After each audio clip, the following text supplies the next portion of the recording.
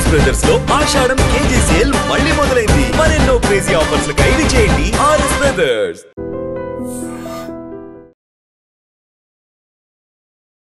నమస్తే, welcome to I dream inside politics with Kavitha.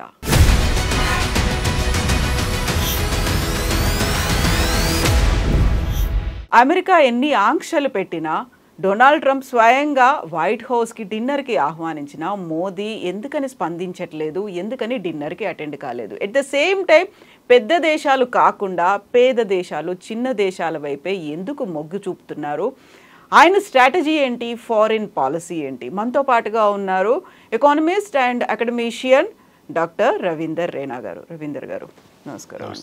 So మనం మోదీ గురించి మాట్లాడుకుంటే ఒక టిపికల్ పర్సనాలిటీ లాగా అనిపిస్తారు. అసలు ఏమీ మాట్లాడరు, సైలెంట్గా పనిచేసుకుంటూ పోతుంటారు.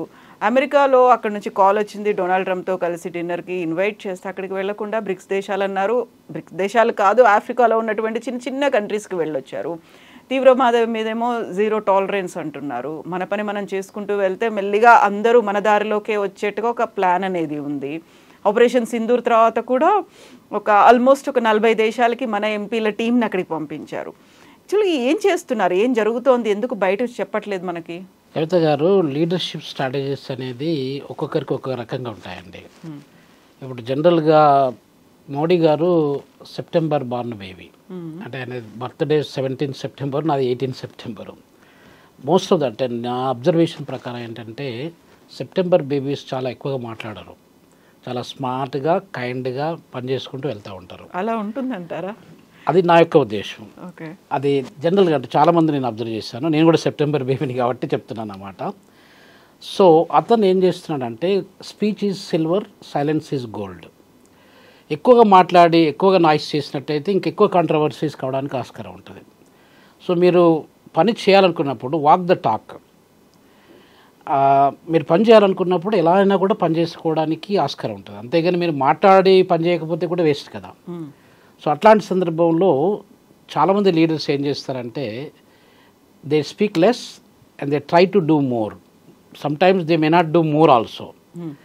సో స్ట్రాటజికల్గా మనము మాట్లాడిన దానికంటే కూడా చేతలలో చూపించినట్టయితే అది కొంచెం పవర్ఫుల్గా ఉంటుంది. అది that remains yes a legacy. So దాంట్లో భాగంగా మోడీ గారు నా అబ్జర్వేషన్లో చూసుకున్నట్టయితే ఆయన ఎక్కువగా మాట్లాడరు. బహుశా మీరు చాలా సందర్భాలలో అబ్జర్వ్ చేసి ఉండొచ్చు. అవసరమైతేనే ఇప్పుడు సపోజ్ మొన్న ఆఫ్రికా కంట్రీస్కు 2 కంట్రీస్కి వెళ్ళారండి ఆయన. నమీబియా అని అక్కడ నేను పనిచేస్తాను. నమీబియాలో నేను Namibia institute of science and టెక్నాలజీలో ప్రొఫెసర్గా పనిచేస్తాను. ఆ విండుకులో అది చిన్న దేశం. అంటే చిన్న దేశం అని అంటే ఇప్పుడు మీకు పాపులేషన్ పరంగా చూసినట్టయితే 2.5 మిలియన్ పాపులేషన్ మాత్రమే ఉన్నారు మొత్తం దేశ జనాభా అంతా. 2.5 మిలియన్ అనేది మనకి ఇప్పుడు జూబ్లీహిల్స్, బంజారాహిల్స్ కలుపుకుంటే 25 లక్షలు దేశ జనాభా. దేశం చిన్నది కాదండి. అది మీకు మొత్తము ప్రపంచంలో ఉన్న దేశాలలో పోల్చుకున్నట్టయితే అది 30వ స్థానంలో వస్తుంది సైజులో చూసుకున్నట్టయితే. అంటే దాదాపు 824 lakhs స్క్వేర్ కిలోమీటర్స్ ఏరియా ఉన్నటువంటి దేశం నమీబియా. నమీబియా పార్లమెంట్లో మాట్లాడాడు. అసలు ఆల్మోస్ట్ నమీబియా పార్లమెంట్లో ఒక ఇండియన్ ప్రైమ్ మినిస్టర్ మాట్లాడేది అది ఫస్ట్ టైం.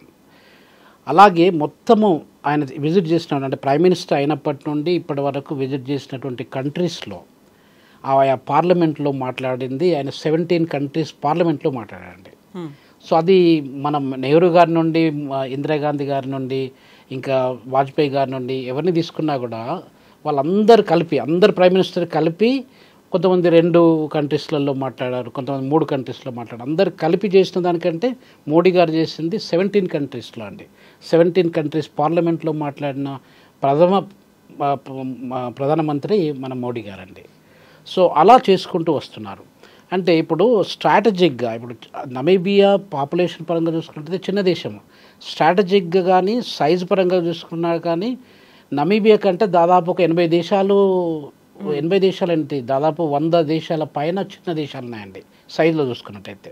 ఇప్పుడు మీకు వాటికన్ సిటీ ఉందనుకోండి, వాటికన్ సిటీ అనేది ఎంత, అది కంట్రీ అని చెప్పి అనుకుంటాం. దాని పాపులేషను 1000 మంది కూడా ఉండాలండి అక్కడ. దాని మొత్తం size, area size 0.44 square kilometer, అంటే దాదాపు ఒక 1/2 స్క్వేర్ కిలోమీటర్ మాత్రమే ఉంటుంది సైజు. వాటికన్ సిటీ రోమ్ సెంట్రల్లో ఉంటుందన్నమాట. ఇట్లా మనకు చిన్న దేశాలు, ఇప్పుడు మన తెలంగాణ రాష్ట్రాన్ని తీసుకోండి. తెలంగాణ రాష్ట్రానికంటే ప్రపంచంలో ఉన్న దేశాలు 96 దేశాలు చిన్న దేశాలు అండి. అంటే మీరు ఆలోచించుకోండి, ఏరియా సైజ్ చూసుకోండి. మన తెలంగాణ రాష్ట్రం కంటే నమీబియా అనేది 8 రెట్లు పెద్దదండి. సో ఈ రకంగా చూసుకున్నట్టయితే అది సైజు పరంగా బాగానే ఉంది. అక్కడ వాళ్ళకి మినరల్స్ బాగున్నాయండి. వాళ్ళకి అక్కడ యురేనియం ఇది one of the 5th largest producer of uranium in the whole world అండి నమీబియా. ఇంకా రకరకాల మినరల్స్ ఉన్నాయి అక్కడ. డైమండ్స్ ఉండొచ్చు, తర్వాత కాస్త కూస్త గోల్డ్ ఉంది, పెట్రోలియం ఉంది. సో అట్లాంటి వాటితోని మనకు స్ట్రాటజీగా మనకు మంచి సంబంధాలు కూడా ఉన్నాయండి. అది స్వాపు అని చెప్పి అంటుండే, South West African people's organization అని స్వాపు అని అంటే చాలామందికి తెలియదు ఈ విషయము. అక్కడ షామ్ నియోమా గారని ఆయనే ఫాదర్ ఆఫ్ ద నేషన్ అండి. I met him personally well I was working in Namibia. Very హంబుల్గా, అంటే ఆయన అప్పుడు ప్రెసిడెంట్గా లేరు, ఆయన మామూలుగా వ్యక్తి ఉన్నప్పుడు మా యూనివర్సిటీలో ఏదైనా ఫంక్షన్ అరేంజ్ చేసినప్పుడు కూడా ఆయన చీఫ్ గెస్ట్గా వచ్చారు. ఆ సందర్భంలో మీట్ జరిగింది. ఈ మధ్యలో చనిపోయాడు, లాస్ట్ ఇయర్ చనిపోయారు ఆయన. అక్కడ పాయింట్ ఏంటంటే అట్లాంటి దేశాలతోని మనము సత్సంబాలు ఏర్పాటు చేసుకున్నట్టయితే మనకు ఒక స్ట్రెంగ్త్ ఉంటుందండి. ఇప్పుడు పెద్దన్న పాత్ర అని చెప్పి అంటారు కదా మన దగ్గర. పెద్దన్న పాత్రలాగా అతను పెద్దన్న పాత్ర, ఇప్పుడు మనము ఏమంటాము, అది మనకు తెలుగులో ఏం చెప్తారంటే విశ్వగురు అని చెప్పి ఒక మాట చెప్తూ ఉంటారు. విశ్వగురు కావాలంటే మీరు అందరినీ ఇంక్లూజివ్ అప్రోచ్తోని అందరినీ చేతులు కలుపుకొని పోతేనే మీరు విశ్వగురు అవుతారు. పెద్దన్న అనగానే అమెరికా పెద్దన్న అనేది వినిపిస్తుంది కదా. ఎన్నో ఏళ్ల నుంచి పెద్దన్న అంటే అమెరికానే అనుకున్నాం కదా, అట్రిబ్యూట్ అయిపోయింది. అలాగే ఇప్పుడు అమెరికా కాదా పెద్దన్న? చూడండి, ఆర్థిక పరంగా చూసినట్టయితే మేడం, పెద్దన్న పాత్ర అంటే ఇప్పుడు వాళ్ళు ఆర్థిక ప్రపంచంలో ఉన్న మొత్తం దేశాలలో చూసుకున్నట్టయితే ఆర్థికంగా అమెరికా ఇస్ నంబర్ 1 అండి. 1871 నుండి ఇప్పటి వరకు దాదాపు 153-154 సంవత్సరాల పాటు అమెరికా ఒకటే పెద్దన్న పాత్ర. అంటే ఆర్థికంగా పెద్దన్న పాత్ర అంటే రకరకాలుగా పొలిటికల్గానా లేకపోతే సోషల్గానా అనే రకరకాల యాంగిల్లో మనం చూసుకోవచ్చు.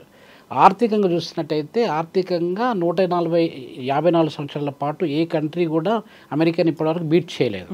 ఆ సైజ్ ఆఫ్ ది ఎకానమీ చూసుకున్నట్టయితే, అంటే ఇప్పుడు సపోజ్ ఒక 31 ట్రిలియన్ డాలర్ల ఎకానమీ వాళ్ళది. ప్రపంచ ఆర్థిక వ్యవస్థ అనేది మనకు 100 ట్రిలియన్లు అయినట్టయితే 100 ట్రిలియన్లలో అమెరికా ఒకటే దాదాపు 30% పైన కాంట్రిబ్యూట్ చేస్తుంది. ఆ రకంగా చూసినట్టయితే పెద్దన్న పాత్ర. పాపులేషన్ తీసుకోండి, పాపులేషన్ మొత్తం అమెరికాలో ఎంత అండి, 340 మిలియన్స్ మాత్రమే. సో మన దగ్గర ఆల్మోస్ట్ 145 కోట్లు, ఇప్పుడు స్టాటిస్టిక్స్ ఆల్వేస్ వ్యారీస్, 145 కోట్ల జనాభా మన దగ్గర ఉంటే వాళ్ళ దగ్గర కనీసము 34 కోట్ల జనాభా కూడా లేరు. సో అంటే మీరు ఆలోచించండి, పాపులేషన్లో మనం పెద్దవాళ్ళం. సో ఏ రకంగా పెద్దవాళ్ళం అనేది ఏరియా సైజ్ని తీసుకోండి. ఏరియా సైజ్ని తీసుకుంటే రష్యా పెద్దది, 17.2 మిలియన్ల స్క్వేర్ కిలోమీటర్లు, ఆల్మోస్ట్ అమెరికా కంటే 2 రష్యా పెద్దదండి. సో ఏరియా పరంగా అది పెద్దది. అంటే ఇప్పుడు పెద్దన్న పాత్ర అంటే మీరు అన్నట్టుగా కవిత గారు, మనకు ఆర్థిక పరంగా వాళ్ళు పెద్ద అని చెప్పి మనం అనుకుంటున్నాం. ఎందుకంటే అది మొత్తం ఎవ్రీథింగ్, మీ దగ్గర ఒక 100 రూపాయలు ఉన్నాయి, నా దగ్గర ఒక 50 రూపాయలు ఉన్నాయి, ఇంకా వేరే వాళ్ళ దగ్గర ఎట్లా ఉన్నాయంటే మీరు గొప్ప అని చెప్పి చెప్పుకుంటాం, ఎందుకంటే మీ కాంట్రిబ్యూషన్ ఎక్కువ కాబట్టి. సో అది పెద్దన్న పాత్ర. నిజంగా చూసుకున్నట్టయితే పెద్దన్న పాత్ర అనేది భారతదేశము పెద్దన్న పాత్ర అనేది చాలా సంవత్సరాల నుండి ప్లే చేసుకుంటూ వచ్చింది. ఎడ్యుకేషన్ పరంగా కానీ, కల్చర్ పరంగా కానీ, వాల్యూ సిస్టమ్స్ గురించి కానీ, వేరే ఏ యాంగిల్లో చూసినా కదా పెద్దన్న పాత్ర, అది మన వసుదైక కుటుంబం అని అనుకుంటాం కదా, ఆ రకంగా పెద్దన్న పాత్ర ప్లే చేసుకుంటూ వచ్చింది. ఇప్పుడు ఆ పెద్దన్న పాత్రను మనము కీపప్ చేసుకొని ముందుకెళ్ళాలి. మనం ఇప్పుడు 4వ పెద్ద ఆర్థిక వ్యవస్థ అండి. అంటే first America 31 trillions, second around 18.6 trillions China, Germany అనేది 4.3 ట్రిలియన్స్. అంటే జర్మనీకి మనకు పెద్ద ఒక చాలా మైన్యూట్ చేంజ్ ఉంది. మనం 4.10 ఆ రేంజ్లో మనం ఉన్నామండి. అంటే 4.10 ట్రిలియన్స్ 4%లో మనం ఉన్నాం. అంటే మనం 4% గ్లోబల్ ఎకానమీకి మనం కాంట్రిబ్యూట్ చేసినప్పుడు, మనం 4వ స్థానంలో ఉన్నప్పుడు మనము కూడా ఆ యొక్క రోల్ ప్లే చేయాల్సి వస్తుందండి. అంటే మనం పెద్దవాళ్ళం కాబట్టి చిన్నవాళ్ళతో కూడా షేక్ హ్యాండ్ తీసుకొని చిన్నవాళ్ళని లిఫ్ట్ చేయడానికి ప్రయత్నం చేసినప్పుడు మనం పెద్దన్నలం అయిపోతాం. లేకపోతే నన్ను ట్రంప్ డిన్నర్కి పిలిచాడు, నేను ట్రంప్ దగ్గరికి వెళ్తాను, మీ దగ్గర తర్వాత చూస్తానని చెప్పి అలా విన్నట్టయితే ఆ యొక్క యాటిట్యూడ్, అంటే లీడర్షిప్ యాటిట్యూడ్ అనేది ఇటు వ్యారీస్ అండి. సో కాబట్టి ఈయన రోల్ ఏంటంటే, ఈయన యొక్క ఆలోచన విధానం ఏంటంటే అందరినీ కలుపుకుంటూ పోవాలి, ఇంక్లూజివ్ అప్రోచ్. అలా కలుపుకుంటూ వెళ్ళినట్టయితే మనకు కాస్తో కూస్తో ఒక యూనిటీ, ఇంటిగ్రిటీ, సాలిడారిటీ వస్తున్న ఉద్దేశంతో ఆయన ఆ రోల్ ప్లే చేసుకుంటూ వచ్చారండి. అంటే నమీబియా విజిట్ ఒకటి, అది దానికి హైయెస్ట్ సివిలియన్ అవార్డు నమీబియాలో కూడా వచ్చిందండి. చాలా వరకు ఎవరికి రాలేదు ఇంతవరకు. అంటే మనకు ఇప్పుడు సౌత్ ఆఫ్రికాకు మనకు తీసుకున్నట్టయితే కవిత గారు, నెల్సన్ మండేలా గారు ఫాదర్ ఆఫ్ ద నేషన్ అండి. నెల్సన్ మండేలా గారికి మన భారతరత్న అవార్డు ఇచ్చారు. అసలు యాక్చువల్గా ఇంతవరకు ఏ ఫారిన్ లీడర్కు ఎవరికి ఇవ్వలేదు.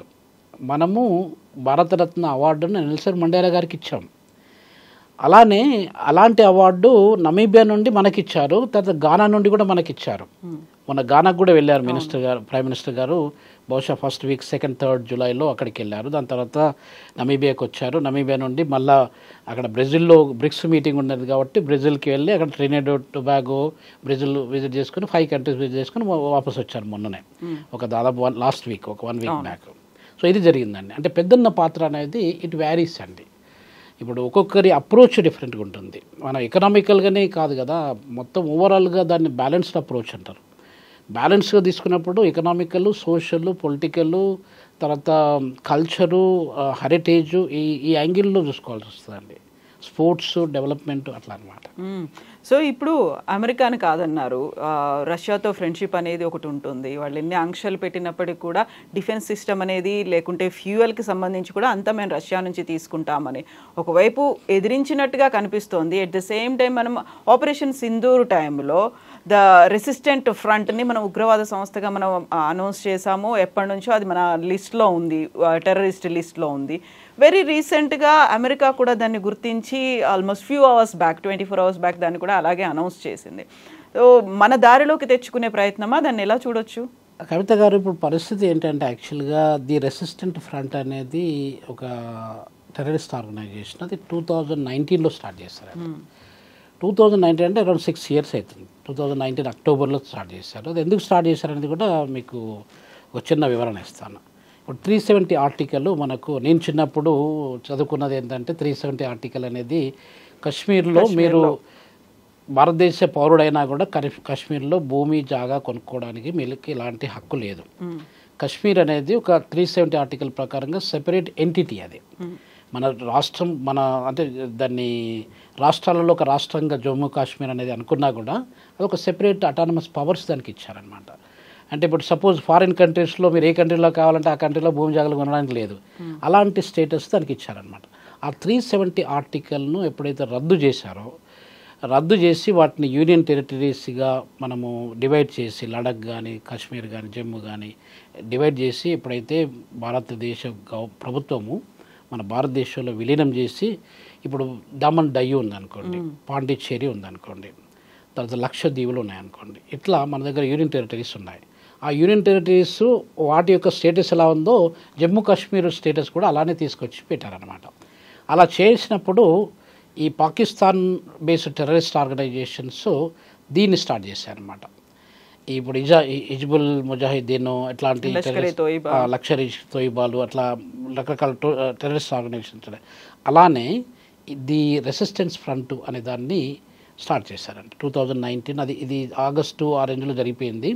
వాళ్ళు అక్టోబర్లో స్టార్ట్ చేశారు, 2019 అక్టోబర్లో. అప్పటి నుండి చాలా అటాక్స్ చేశారు మన వాళ్ళ మీద.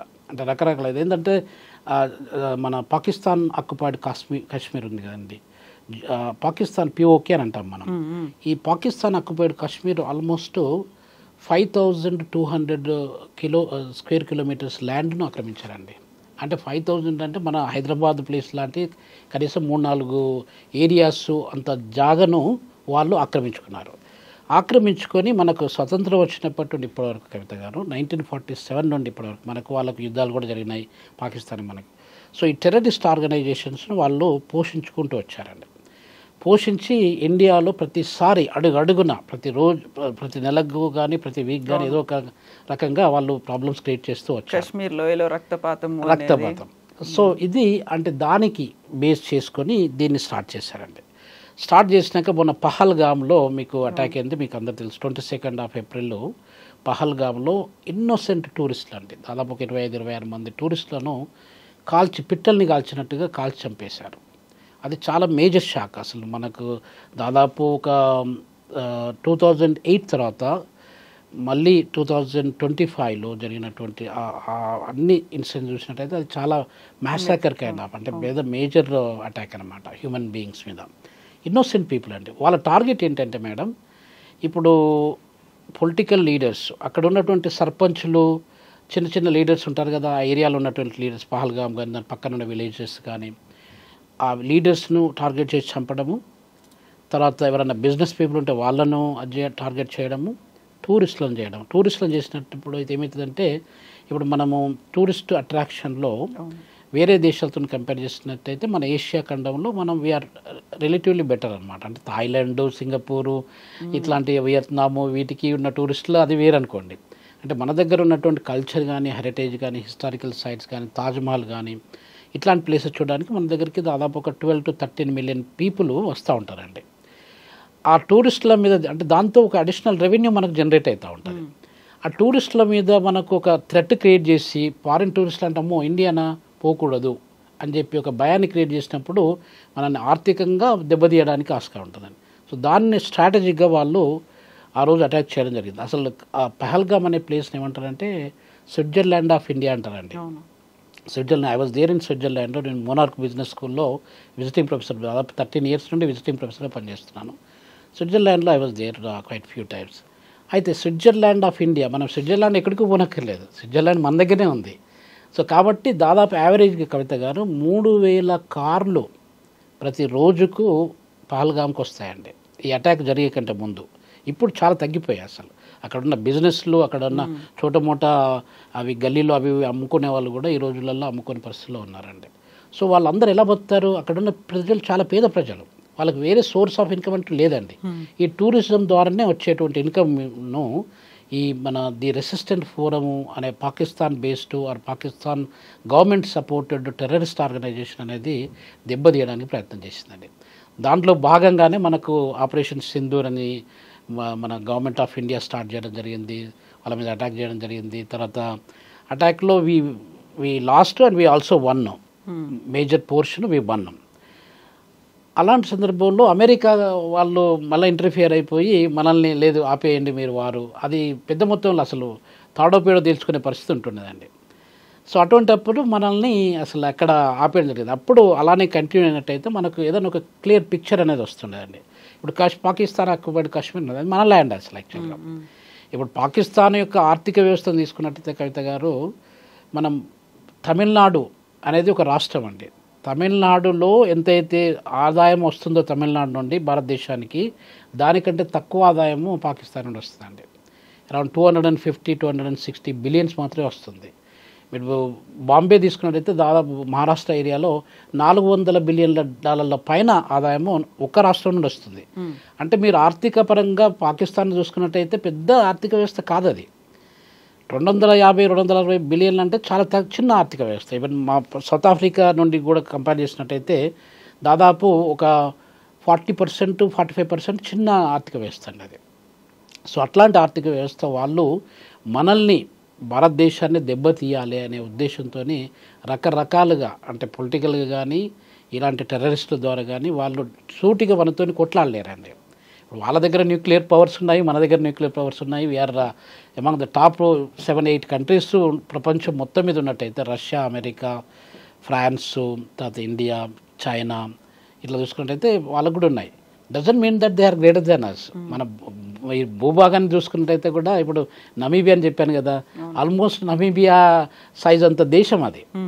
సో కాబట్టి వాళ్ళు ఒక రకంగా బ్లేమ్ అండ్ షేమ్, అంటే హౌ టు బ్లేమ్. ఇప్పుడు మీరు పెద్దవాళ్ళు ఉన్నారండి, పెద్దవాళ్ళ మీద బురద తల్లేసినట్టు వాళ్ళ మీద ఒక మచ్చబడ్డట్టే లెక్క కదా.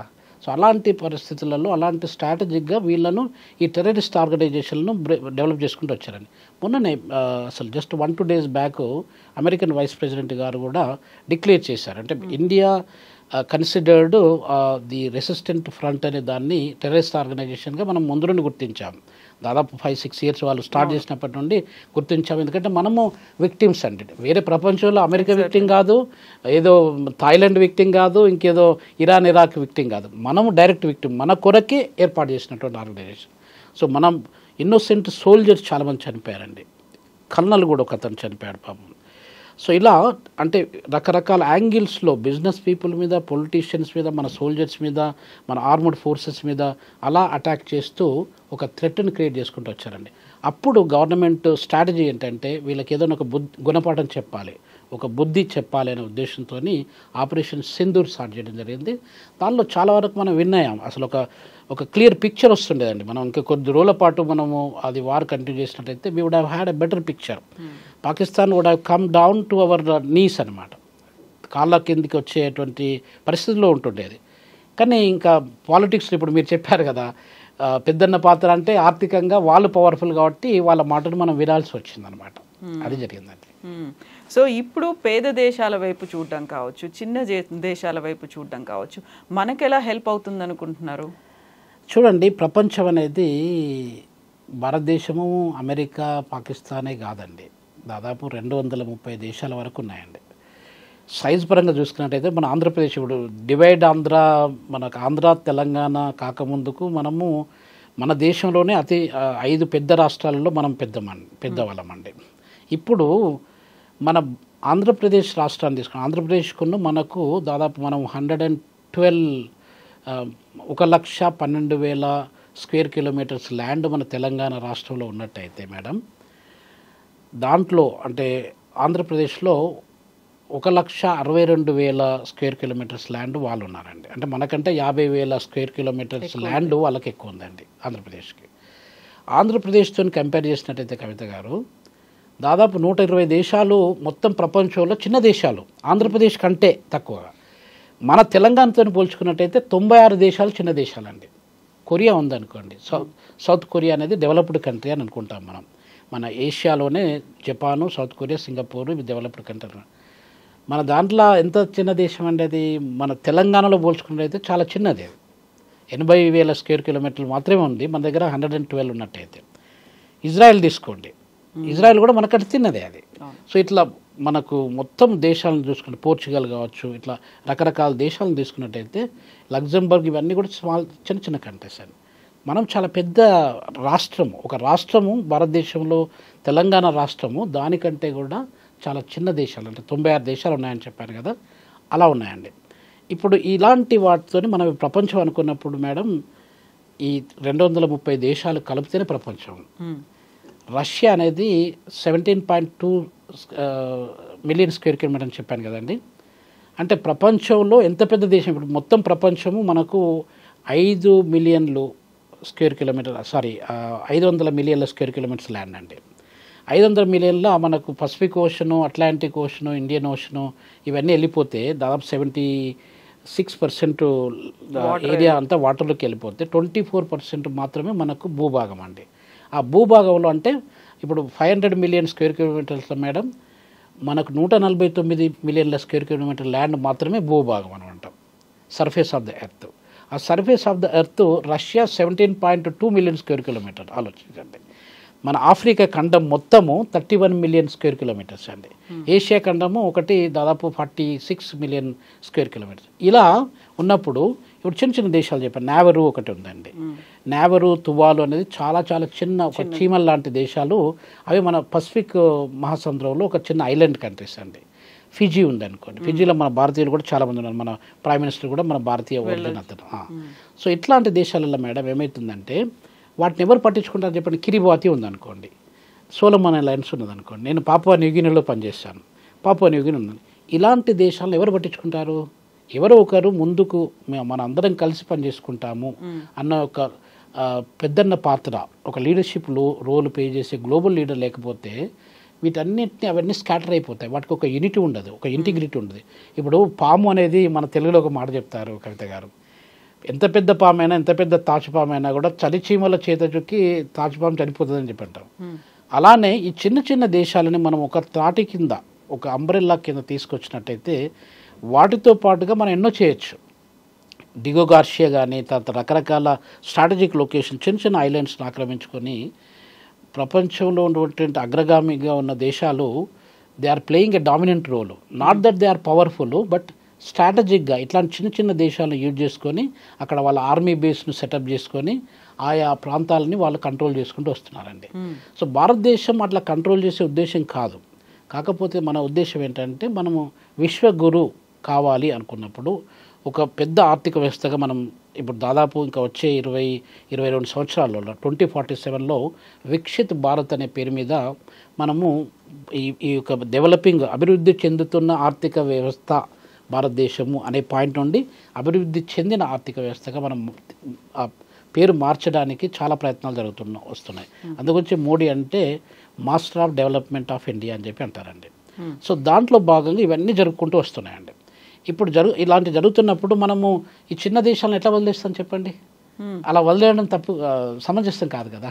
సో అందరితోని మనము కలిసికట్టుగా ఉన్నప్పుడే మనకు పెద్దన్న as is my big brother అన్న కాన్సెప్ట్ ప్రతి ఒక్కరిలో వస్తుందండి. వాళ్ళు ఏదో ఒక రకంగా మనకి ఇప్పుడు నమీబియా పాపులేషన్ పరంగా చిన్న దేశం అని చెప్పాను కదా, రిసోర్స్ పరంగా చాలా రిచ్ దేశం అది. డిఆర్సీ కాంగో ఉందండి. DRC Congo democratic republic Congo అనేది రిసోర్స్ రిచ్ కంట్రీ అది. అసలు మొత్తం ఆఫ్రికా ఖండంలో అతిపేద దేశాలలో డిఆర్సీ కాంగో అంటారండి. ఆ రిసోర్స్ని తీసుకున్నట్టయితే మేడం అక్కడ 25-26 trillion dollars worth of resources ఉన్నాయండి. డైమండ్స్ కావచ్చు, గోల్డ్ కావచ్చు, ఇంకా రకరకాల రేర్ ఎర్త్ ఎలిమెంట్స్. డిఆర్సీ కాంగోని ఇప్పుడు చాలా కటిక దరిద్రమైన దేశంగా మనం పరిగణిస్తాం. అది ఆఫ్రికా ఖండం లోపల మొత్తం మీద almost second third largest country అనమాట. ఏరియా సైజులో చూసుకున్నట్టయితే మన భారతదేశం కంటే దాదాపు 1 మిలియన్ స్క్వేర్ కిలోమీటర్ మాత్రమే, అరౌండ్ 2.2 అది ఉంటే మనం 3.2 మిలియన్ స్క్వేర్ కిలోమీటర్ మనం ఉన్నాం. అంటే ప్రపంచంలోనే డిఆర్సీ కాంగో టాప్ 10 కంట్రీస్లో ఒకటి ఉంటుందండి. అక్కడ మనం ఏం చూస్తున్నాము? పావర్టీ, డెస్టిట్యూషను, తర్వాత ఫామైన్స్, కటిక దరిద్రం అనేది చూస్తున్నాం. దాని వెనుక రిసోర్సెస్ చూడట్లేదండి. సో కాబట్టి డిఆర్సీ కాంగోతో మనము చేయగలపాల్సిన అవసరం ఉంది. ఇప్పుడు వాళ్ళతో మన పెట్రోల్ అవసరం అండి. పెట్రోల్ మనం ఇంపోర్ట్ చేసుకోవాలంటే ఇక్కడ అంగోలా నుండో లేకపోతే ఇంకెక్కడో చేసుకునే కంటే we also should import. And మనకు ఆ ట్రేడ్ రిలేషన్, బయలాటరల్ రిలేషను, సత్సంబాలు మనకు ఉన్నట్టయితే వాళ్ళు కూడా ముందుకు వస్తారండి. సో కాబట్టి చిన్నదైనా పెద్దదైనా వాళ్ళు ఒక దేశము, మనం ఒక దేశం. ఇప్పుడు తువాలు, నాగరూన్ అనేది వాళ్ళ పాపులేషన్ దాదాపు 15,000 మంది పాపులేషన్ కూడా లేరండి. 15,000 మంది పాపులేషన్ ఉన్నది ఒక కంట్రీ ఉన్నదని అనుకుంటాము మనం. అట్లా శాన్ మ్యారినో ఒకటి ఉందండి. శాన్ మ్యారినో మొత్తం దేశ జనాభా ఎంత? 35,000 మాత్రమే. 35,000 మనం ఏ చిన్న ఏరియా, ఇప్పుడు మన పంజాగుట్టకి వెళ్ళినా కూడా లేకపోతే సికింద్రాబాద్ లేకపోతే ఇంకెక్కడో వెళ్ళినా కూడా మనకు 35,000 కాదు కదా, దాదాపు 3-4 లక్షలు కనిపిస్తారండి. డెన్సిటీ ఎక్కువ ఉంటుంది, డెన్సిటీ పాపులేషన్ ఎక్కువ ఉంటుంది. సో ఇట్లాంటి దేశాలతో కూడా మనం ఇప్పుడు మొన్న ఒక అతను మాల్టా నుండి ఒక గవర్నర్ వచ్చారండి. నేను ఒక గ్లోబల్ సమ్మిట్లో గవర్నర్ మాల్టాను కలిశాను. అసలు యాక్చువల్గా మాల్టా ఎంత చిన్న దేశం అండి, ఇటలీ దగ్గర చాలా చిన్న దేశం. పాపులేషన్ పరంగా కానీ ఏరియా సైజ్ పరంగా కానీ చాలా చాలా చిన్న దేశాలు. మన తెలంగాణలో ఒక 10వ వంతు భూభాగం లేనివంటి దేశాలండి అవి. సో కాబట్టి let us try to unite. మనందరము ఒకటే. నేను ఎప్పుడు బిలీవ్ చేసేదంటే ఏంటంటే కవిత గారు, మనం అందరం ఇక్కడ టెంపరీగా వచ్చాము. ప్రైమ్ మినిస్టర్ కానీ, ప్రెసిడెంట్ కానీ, గవర్నర్ కానీ, సామాన్యుడు కానీ, సెక్యూరిటీ గార్డ్ కానీ, ప్యూన్ కానీ, మనం అందరం కూడా సామాన్య మానవులమే. ఒకరోజు ప్రజలు మిమ్మల్ని నమ్ముకున్నారు కాబట్టి మీరు ప్రైమ్ మినిస్టర్ అయ్యారు. Doesn't mean that you are greater than a common man.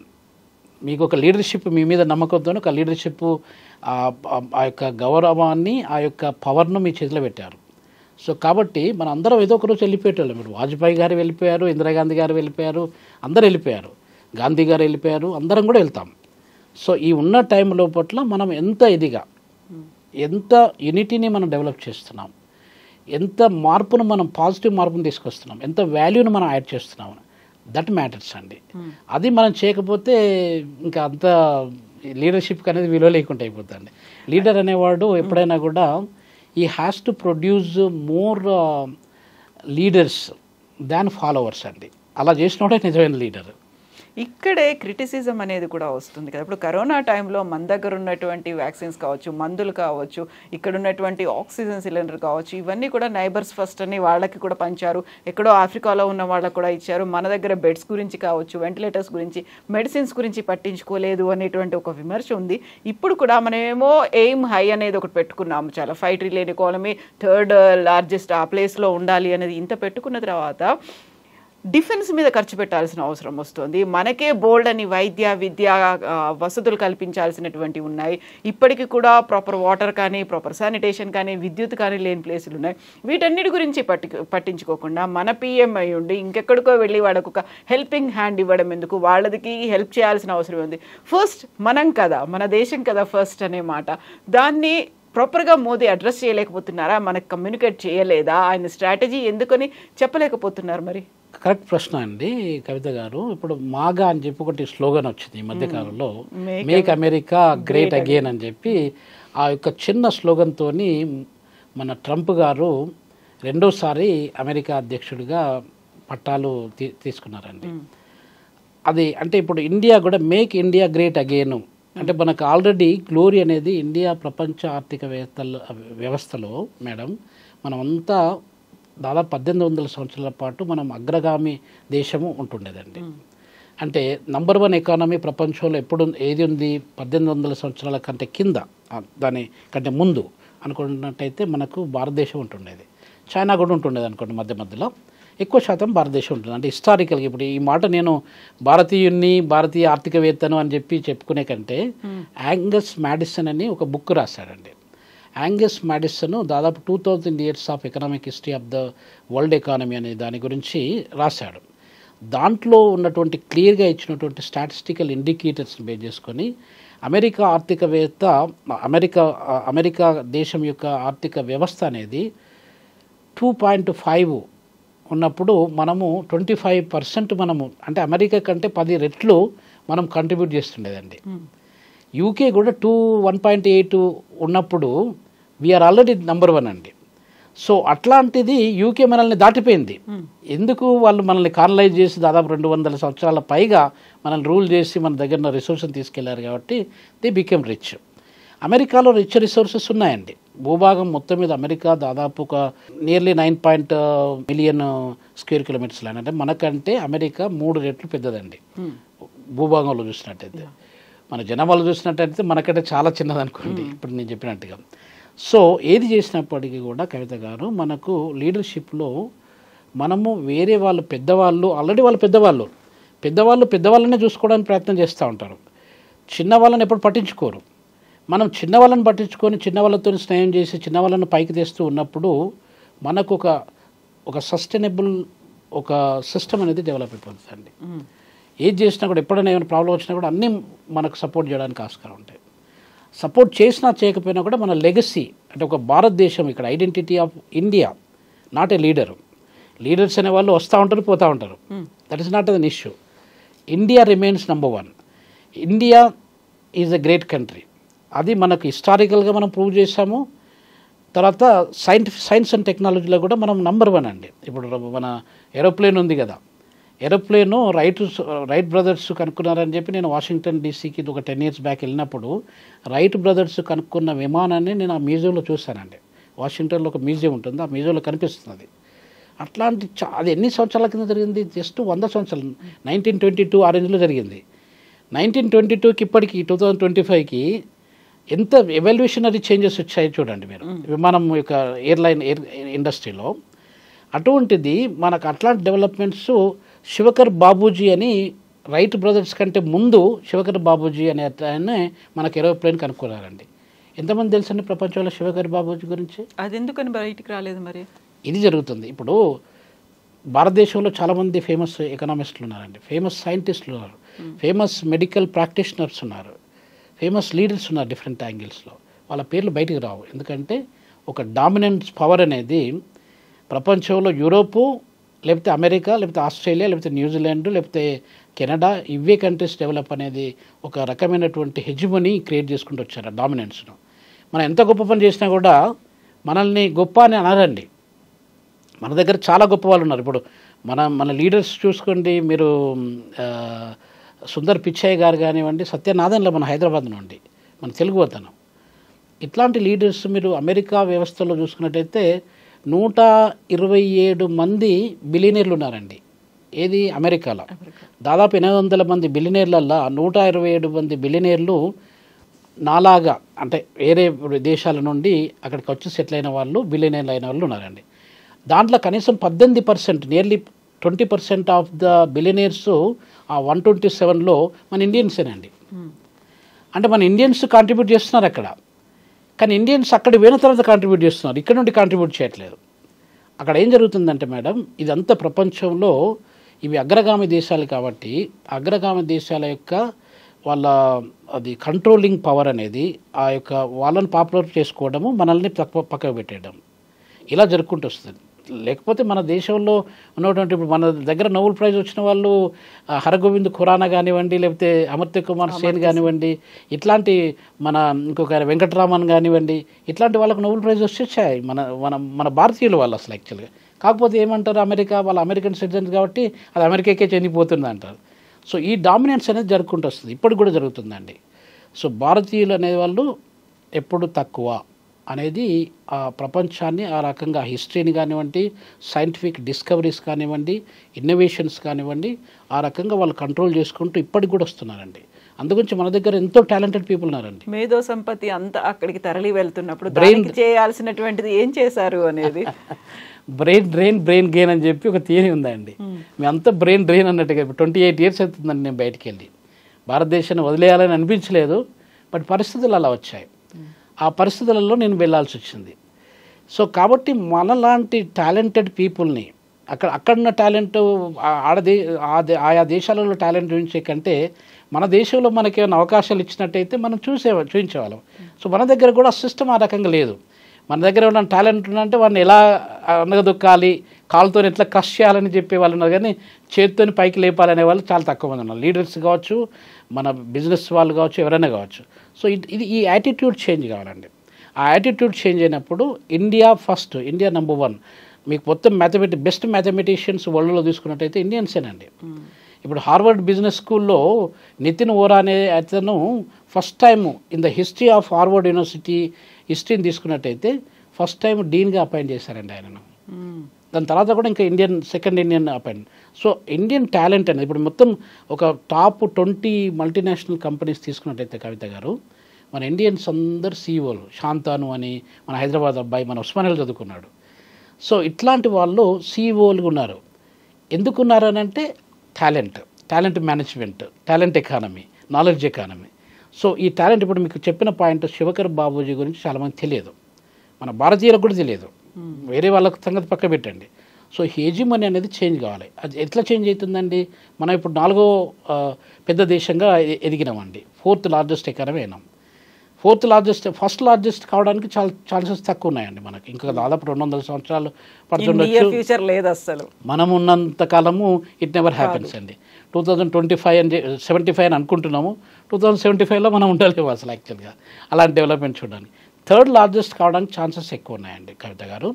ఇప్పుడు మనకు బహుశా 4th లార్జెస్ట్ మొన్ననే అయ్యాము యాక్చువల్గా, ఒక few weeks back Japan surpass చేసి ఇప్పుడు 3rd లార్జెస్ట్ కావడానికి మనకు ఛాన్సెస్ ఎక్కువ ఉన్నాయి. ఎందుకంటే జర్మనీ అంత పవర్ఫుల్ ఎకానమీ అది. చాలా సంవత్సరాల నుండి మీకు జర్మనీ టాప్ 10లో ఉంటుండేది, మనం టాప్ 10లో కూడా లేకపోయే వాళ్ళం. ఇప్పుడు ఇంకొక విషయం కవిత గారు, ఇప్పుడు దాదాపు గత 10 years నుండి గ్రోత్ రేట్లను చూసుకుంటే, ఎకనామిక్ గ్రోత్ రేట్ చూసుకున్నట్టయితే India grow much faster than China అండి. చాలామందికి తెలియదు ఈ విషయం. చైనా 78% గ్రో అయితే 10 yearsలో, మనము 105% మనం గ్రో అయినామండి. అంటే ఆ గ్రోత్ రేట్ పరంగా చూసినట్టే జెయింట్ గ్రోత్ రేట్ అంటాం మేము ఎకనామిక్స్లో. ఆ గ్రోత్ రేట్ పరంగా చూసినట్టయితే we're one of the vibrant economies. ఆ వైబ్రేషను, ఆ పాజిటివ్ డెవలప్మెంట్ అనేది కంటిన్యూ అయినట్టయితే ఇన్ ద కమింగ్ ఒక 3 to 5 years లోపట్ల మనం 3rd లార్జెస్ట్ ఎకానమీ ఈజీగా అవుతామండి. ఇప్పుడు మీరు $5 trillion ఎకానమీ అని అన్నారు కదా, $5 trillion we're suppose to achieve by now. ఇప్పుడు ఇంకా అచీవ్ చేయలేదు, అది అచీవ్ చేయడానికి ఇంకొంచెం టైం పడుతుందండి. ఇంకా దాదాపు ఇంకొక $1 trillion మనం వెనుకున్నాం అనమాట ఇప్పుడు మన టార్గెట్ కంటే. అది ఇప్పుడు మన తెలంగాణ రాష్ట్రం కానివ్వండి, లేకపోతే మహారాష్ట్ర కానివ్వండి, తమిళనాడు కానివ్వండి, గుజరాత్ కానివ్వండి, ఇట్లాంటి రాష్ట్రాలు కొంచెం ముందంజలు వేసి ఎంటర్ప్రెన్యూర్స్ని డెవలప్ చేసినట్టయితే we can achieve the target అండి. సో $5 trillion కాదు, మనకి ఇప్పుడు దాదాపు $25 trillion ఎకానమీ కావాలండి. $25 trillion ఎకానమీ 2047 2050 ఇంకా 25 years తర్వాత టార్గెట్ పెట్టుకున్నాము. అప్పుడు ఇప్పుడు మన తలసరి ఆదాయం తీసుకున్నట్టయితే కవిత గారు $2,200 తలసరి ఆదాయం మనకు ఉందండి. దాన్ని 25,000 తలసరి ఆదాయానికి మనం మార్చుకోవాలి. అంటే దాదాపు 10 times పెంచాలండి. ఇప్పుడు మనకు వరల్డ్ బ్యాంక్ ఇదంతా ఎందుకు చేస్తారు, అసలు ఈ డెఫినేషన్ అంటే ఏంటంటే చాలామందికి అర్థం కాదండి. ప్రపంచ బ్యాంకు అనేది ఈ యొక్క డెఫినేషన్ను క్రియేట్ చేస్తుంది. ఏది ప్రపంచంలో అభివృద్ధి చెందిన దేశం డెవలప్డ్ కంట్రీ, ఏది డెవలపింగ్ కంట్రీ అనేది ఒక క్లియర్ కట్ డెఫినేషన్ ఉందండి. ఎవ్రీ ఇయర్ వాళ్ళు అడ్జస్ట్ చేస్తూ ఉంటారు డెఫినేషన్. ప్రస్తుతం ఉన్నటువంటి డెఫినేషన్ ప్రకారం కవిత గారు $12,600 తలసరి ఆదాయం ఉన్నట్టయితే అది అభివృద్ధి చెందిన దేశం కింద వస్తుందండి. $1,000 కంటే తక్కువ ఉన్నటువంటి దేశాలన్నీ కూడా లో ఇన్కమ్ కంట్రీస్ అని చెప్పి అంటారండి. Low income countries, middle income countries, upper middle income countries అని చెప్పి చెప్తారన్నమాట. 4 categories. South Africa $6,800 per capital ఇన్కమ్తో మేము అప్పర్ మిడిల్ ఇన్కమ్ కంట్రీ కింద ఉన్నామండి, ఆ కేటగిరీలో ఉన్నాం. మొత్తం ఆఫ్రికాలో 8 దేశాలు కూడా upper middle income country states లేవు. అంటే మారిషస్, సీచెల్స్, బోట్స్వానా ఇట్లాంటి దేశాలు మాత్రము సౌత్ ఆఫ్రికాతో పాటు సమంగా ఉన్నాయన్నమాట. మనం అప్పర్ మిడిల్ ఇన్కమ్ కంట్రీ కావాలంటే ఇంకా దాదాపు మనకు 5 years కంటే ఎక్కువ పట్టవచ్చు. అంటే మనకు $2,200 పర్ క్యాపిటల్ ఇన్కమ్ ఉంటే almost 3 times more than India south ఆఫ్రికాకు $6,800 పర్ క్యాపిటల్ ఇన్కమ్ ఉందండి. చూడండి, అంటే సౌత్ ఆఫ్రికాకు మన కంపారిజన్ అసలు చేయలేము. బట్ 2 దేశాలను కంపేర్ చేసినట్టయితే మేడం, అక్కడ దేశ జనాభా 62 మిలియన్ల జనాభా, అంటే 6 కోట్ల, అక్కడ 20 లక్షలు మాత్రమే దేశ జనాభా. మనము దాదాపు 30 రెట్లు 30 times we're bigger in terms of population than South Africa అండి. సో ఈ రకంగా చూసుకున్నట్టయితే ఆ ఎకానమీ చెప్పాను కదా ఇంతకుముందు, ఎకానమీ పరంగా చూసినట్టయితే మహారాష్ట్ర ఒక రాష్ట్రము, సౌత్ ఆఫ్రికా ఒక దేశము. ఈ 2 ఇంకా మహారాష్ట్రనే అగ్రగామిగా ఉందండి, అంటే సౌత్ ఆఫ్రికా కంటే ముందు, సౌత్ ఆఫ్రికా కంటే ఎక్కువగా. అంటే దాదాపు $410 బిలియన్ ఎకానమీ సౌత్ ఆఫ్రికా చేతిలో ఉన్నట్టయితే మహారాష్ట్రలో అంతకంటే $420-430 బిలియన్ల తేడాతో ఉన్నది. అంటే ఈ కంపారిజన్ మీకు ఎందుకు చెప్తున్నా అంటే అర్థం చేసుకోవడానికి. ఈ వరల్డ్ బ్యాంక్ అనేది ఎవ్రీ ఇయర్ జూలైలో, ఈ మంత్లోనే అడ్జస్ట్ చేస్తూ ఉంటారండి డెఫినేషన్. రష్యా ఒకప్పుడు డెవలప్డ్ కంట్రీ ఉంటుండే, ఆ బార్ అనేది పెంచుకుంటూ పోతుంటే రష్యా వాళ్ళు అక్కడికి మీట్ కాకుండా రష్యాకు $13,000-18,000 ఇన్కమ్, $20,000 ఇన్కమ్ కూడా ఉంటుండేది పర్ క్యాపిటల్ ఇన్కమ్. వాళ్ళ దేశ జనాభా 48 మిలియన్ పీపుల్ అండి అక్కడ, అంటే 13 కోట్లు అనుకోండి, ఆల్మోస్ట్ 13 కోట్లు. అయితే వాళ్ళకు ఇప్పుడు రష్యాను ఎలిమినేట్ చేయాలి, రష్యాను డెవలప్డ్ కంట్రీ అని చెప్పకూడదు, బ్రెజిల్ని కూడా డెవలప్డ్ కంట్రీ అని చెప్పకూడదు, ఇవన్నీ కూడా డెవలపింగ్ కంట్రీసే అని చూపించాలనే ఉద్దేశంతో బార్న్ రేజ్ చేసుకుంటూ వెళ్తున్నారు. మనకు $300-500 ఇన్కమ్ లేని బురుండి, బుర్కినా ఫాసో, తర్వాత సౌత్ సుడాను, చాద్, నైజరు ఇట్లాంటి దేశాలల్లో $500 కూడా లేదండి. అంటే చూడండి, తలసరి ఆదాయం అనేది సింగపూర్ లాంటి దేశాలలో $140,40,000 తలసరి ఆదాయం అక్కడ ఉంటే, ఈ చాదు, ఈ బురుండి ఇట్లాంటి దేశాలలో $500 కూడా లేదండి. అంటే ఇంత వేరియేషన్ చూడండి. ఈ వేరియేషన్ మనం తగ్గాలంటే మనం అందరం కలిసికట్టుగా పనిచేస్తూ ఉండాలి. ఆ కలిసికట్టుగా పనిచేసినప్పుడు మనకు ఇప్పుడు ఈ డిఫరెన్సెస్, మనకు అంత డిఫరెన్సెస్ ఉంటాయి, కల్చరల్ కానీ, ఎకనామిక్ పరంగా కానీ, పొలిటికల్గా కానీ అన్ని డిఫరెన్సెస్ ఉంటాయి.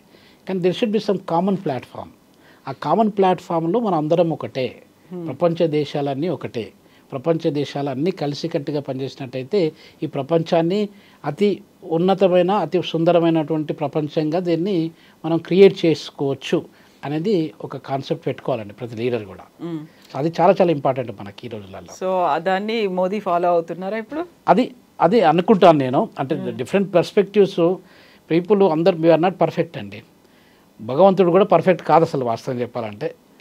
సో అది భగవంతుడిని పర్ఫెక్ట్ అని చెప్పి మనం అనుకుంటాం. అలానే మనందరం కూడా హ్యూమన్ బీయింగ్స్. మనం 10 పనులు చేస్తే దానిలో ఒక 5 పనులు 6 పనులు కరెక్ట్ కావచ్చు, 4 పనులు క్రిటిసైజ్ చేసే వాళ్ళు ఉంటుండొచ్చు, 10 పనులను కూడా క్రిటిసైజ్ చేసే వాళ్ళు ఉంటుండొచ్చు. కానీ మనం చేసేది ఏదో ఒక రోజు మంచి అనేది ఒక రిజల్ట్ కనిపిస్తుందండి. మిమ్మల్ని మీరు నమ్ముకోవాలి, మీ పాలసీని మీరు నమ్ముకోవాలి, మీ ఫిలాసఫీని నమ్ముకోవాలి, మీ స్ట్రాటజీని నమ్ముకోవాలి. ఇలా చేసుకుంటూ వెళ్ళినట్టయితే కవిత గారు జనరల్గా అది కావడానికి ఆస్కారం ఉంటుంది. సో ఈ ప్రపంచ బ్యాంకు ఈ డివిజన్స్ వల్ల ప్రపంచాన్ని డివైడ్ చేసుకుంటూ వచ్చారండి. ఈ డివిజన్ అనేది దాదాపు ఇప్పుడే కాదు, దాదాపు ప్రపంచ బ్యాంక్ ఏర్పాటు చేసిన 1948 నుండి ఇప్పటి వరకు కూడా ప్రపంచంలో అభివృద్ధి చెందిన దేశాలు కొన్ని మాత్రమే, 25%. అది హెవీ కాంపిటీషన్ ఉంది అక్కడ ఈ పర్ క్యాపిటల్ ఇన్కమ్ బార్ వల్ల. ఇప్పుడు నేను చెప్పే పాయింట్ ఏంటంటే కవిత గారు, మనము $25,000 పర్ క్యాపిటల్ ఇన్కమ్ రీచ్ కావాలనుకుంటే, అంటే ఇప్పుడు ఎవ్రీ ఇయర్ వాళ్ళు పెంచుకుంటూ పోతారు కదా, ఇప్పుడు వచ్చే 25, 23, 25 సంవత్సరాలలో అప్పటి వరకు $25,000 ఈజీగా అయిపోతుంది. ప్రపంచంలో ఇప్పుడు $12,600 డెవలప్డ్ కంట్రీ అంటున్నాం. అది అప్పుడు 25 సంవత్సరాల తర్వాత $25,000 కంటే పైన వెళ్ళిపోతుంది. అప్పుడు మనం ఆ రేంజ్లో రీచ్ అయినట్టు అయితేనే మనం డెవలప్డ్ కంట్రీ కింద వస్తామండి. ఎంత టైం పడుతుంది మనకు అక్కడ రీచ్ అవ్వడానికి? రీచ్ కావడానికి అది మేడం ఇప్పుడు అంత ఈజీ కాదు, అది ఈజీ గేమ్ కాదు. ఇప్పుడు మనం వికసిత భారత్ అంటాము, ఇంకెన్నో భారతులు అంటాము, ఎన్నో చెప్తాము, 10 ట్రిలియన్ అంటాము, $20 ట్రిలియన్ ఎకానమీ అంటాము, ఏదో అంటాము. ఏది చేసినా కూడా అది టార్గెట్ కావడానికి అందరూ భారతీయులందరూ కలిసికట్టుగా పనిచేయాలండి. నేను భారతీయుణ్ణి, నేను కేరళైట్నో, నేను ఆంధ్రైట్నో, లేకపోతే తమిళనాడు పర్సన్నో, లేకపోతే గుజరాతీ పర్సన్నో, కాశ్మీర్ పర్సన్నో, ఇంకే బీహారీ పర్సన్నో అనుకోకుండా మనము ఇండియన్స్. ఇండియా కొరకు భారతదేశము నా కన్న తల్లి, మన అందరికీ కన్న తల్లులు ఉన్నారండి. భారతదేశం కూడా మన అందరికి కూడా కన్న తల్లి. ఆ కన్న తల్లి యొక్క రూపురేఖలు మార్చి కన్న తల్లిలో ఒక చిరునవ్వును తెప్పించాలంటే అందరూ భారతీయులము అని గట్టిగా మన గుండెల్లో నమ్ముకోవాలండి. అది లేదు అసలు, అది చాలా మిస్ అవుతుంది, చాలా డైల్యూట్ అయింది ఆల్రెడీ. ఆ డైల్యూట్ అయినటువంటి ఆలోచన విధానాన్ని మనము తిరిగి తీసుకొచ్చి ఆ యూనిటీ సాలిడారిటీ, మనం అదే అంటారు కదా యూనిటీ ఇన్ డైవర్సిటీ అని చెప్పి అంటారు కదండి, ఆ యూనిటీ డైవర్సిటీ కాన్సెప్ట్ మనం తీసుకొచ్చి అందరినీ, భారతదేశము మన దేశము, మనం అందరం భారతీయులము. So by heart, by soul, by mind we are all Indians. We must work for our nation. అంటే ఆ గ్లోరీ ఏదైతే ఉందో, ప్రపంచంలో అగ్రగామిగా ఉన్నటువంటి భారతదేశము ఈ రోజులలో మళ్ళీ అభివృద్ధి చెందిన దేశంగా మారిందంటే మనందరికీ కూడా ఒక సిగ్గు చేయటం యాక్చువల్గా. దాన్ని ఆ యొక్క షేప్ను మనం మార్చాలంటే కవిత గారు అందరం యునైట్ అయ్యి, ఇప్పుడు డయాస్పొరాలో ఉన్నారు దాదాపు ఒక 18 మిలియన్ల పీపుల్ డయాస్పొరాలో ఉన్నారు ఇండియన్స్. వాళ్ళందరూ డబ్బులు పంపించడం ఒకటే ముఖ్యం కాదండి, డబ్బులతో పాటు ఆ యొక్క దేశభక్తి, ప్యాట్రియాటిజం అనేది ప్రతి అడుగడుగున చూపించుకుంటూ వెళ్ళినట్టయితే ఈ దశను మనం మార్చొచ్చు. మనం $25,000 కదా, $30,000-40,000 కూడా తీసుకుపోవచ్చు. యా, పాజిటివ్ హోప్ అనేది మనకు అలా దృక్పథం పెట్టుకుంటే వీ కెన్ అచీవ్ అది. అవునండి. Thank you so much Ravinder గారు. నమస్తే అండి కవిత గారు, చాలా సంతోషం అండి. మీకు ఐ డ్రీమ్ ఛానల్కి వ్యూవర్స్ అందరికీ నా హృదయపూర్వక నమస్కారం అండి. నిజంగా ప్రస్తుతం ఉన్నటువంటి సమాజం దేనికి ప్రయారిటీ ఇస్తుంది? ఆర్థిక సంబంధాల చుట్టూ మాత్రమే తిరుగుతుంది. మళ్ళీ ఎన్నికలంగానే చాలా విరక్తి కలుగుతాను. మంచి అనిపిస్తుంది కదా, లేడీస్ కూడా ఛాలెంజింగ్ జాబ్స్ చేసినప్పుడు చాలా బాగుంటది. ట్రాఫిక్ అసిస్టెంట్స్ గా నియమించిన ట్రాన్స్జెండర్స్ అందరితో సాల్యూట్ చేయించుకుంటున్నారు. ఫుడ్ డెలివరీ ఇవ్వటానికి వెళ్ళినటువంటి డెలివరీ బాయ్ అనిల్ పై కళ్ళ ముందు